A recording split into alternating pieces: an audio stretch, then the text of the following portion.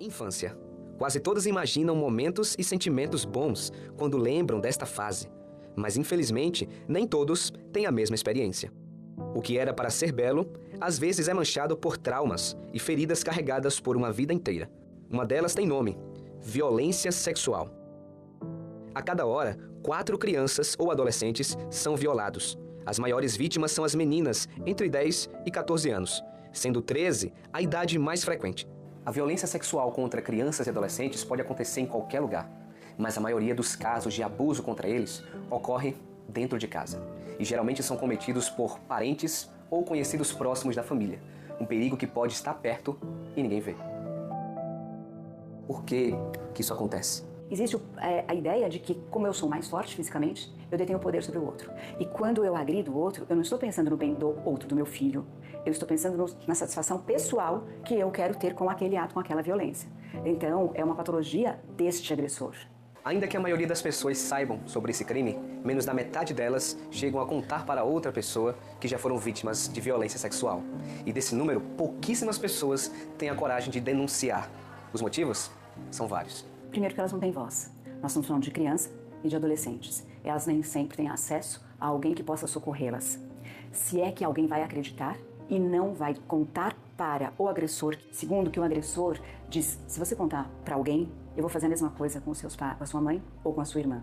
Então ela sofre calada porque ela também ela tem medo.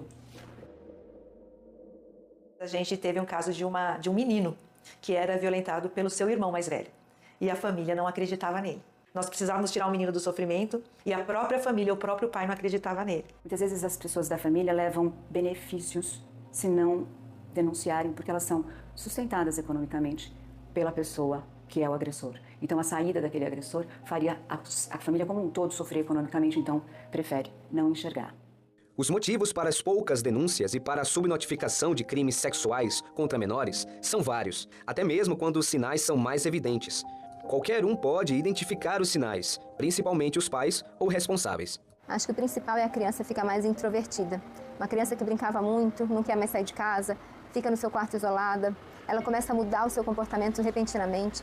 Uma criança que às vezes evacuava muito bem, começa a ter pânico de falar que vai no banheiro, um receio, um medo que vai muito além de uma simples constipação. A mudança de comportamento com os amigos e dentro de casa é sempre o que mais chama atenção.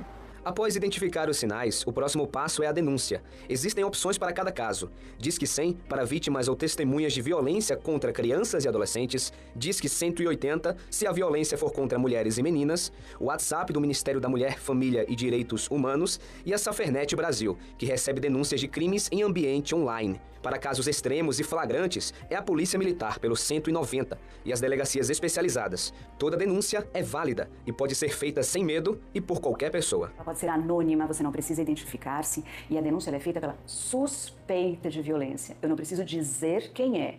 Eu digo, tal criança, eu tenho a suspeita de que ela está sofrendo violência física, sexual, psicológica, enfim. Um outro caminho para denunciar é pelos profissionais de saúde dos hospitais. Eles recebem diariamente casos de violência sexual contra menores e seguem um protocolo para tratar e notificar o abuso. A família sinaliza a suspeita e o caso já é investigado. Uma vez que essa família fale para mim: olha, doutora, eu não consigo garantir que esse abusador não esteja mais com minha filha, com meu filho. Nesse momento a gente chama o serviço social, que aciona o conselho tutelar, para a gente poder devolver essa criança para um ambiente seguro. A prevenção é o principal serviço. Quem o realiza é o CRAS, o Centro de Referência de Assistência Social. Sua função municipal é fortalecer a família e proteger seus membros. Outros órgãos também têm o seu papel para dar assistência às vítimas de abuso sexual. Basta procurá-los. Quando isso não foi possível, a violência acontece, a gente tem os serviços de CREAS que faz o acompanhamento, tem uma gama de profissionais para acompanhar essa família a partir da violência que aconteceu. O Conselho Tutelar é um órgão muito importante, porque ele sempre entra quando tem uma violação de direitos com uma criança. As consequências que a violência sexual causa na vida de uma criança ou adolescente e a família são incalculáveis. Se o caso não for resolvido a tempo, os danos a longo prazo aumentam e podem se tornar uma patologia na vida da vítima. Se essa criança não é salva agora, ela provavelmente será o futuro abusador, vai ser a criança, o adulto que não vai ter condição de emprego, como toda criança deveria ter o direito ao estudo e ao emprego, e é uma criança que vai estar em estado de sofrimento perene, porque isso não se esquece nunca. Para evitar que o pior aconteça, especialistas aconselham os pais ou a família do que deve ser feito para proteger a criança da violência sexual. Todo cuidado é pouco. É falar sobre isso repetidamente com os seus filhos. É bloquear alguns sites, efetivamente. E que se alguém pede que eles não contem aos pais esse nosso segredo, é igual a isto não presta. Isto é risco. Filho, eu tô limpando aqui o seu bumbum, mas se alguém quiser colocar a mão aqui, não deixa. Mas se a pessoa insistir, avisa a mamãe, avisa o papai, a gente é seu amigo, a gente tá aqui para te proteger. Se o seu filho mudou o comportamento, ele não tá querendo te dizer nada do que está acontecendo, peça ajuda de um psicólogo. O psicólogo, muitas vezes, ele consegue tirar informações da criança que a gente não imagina.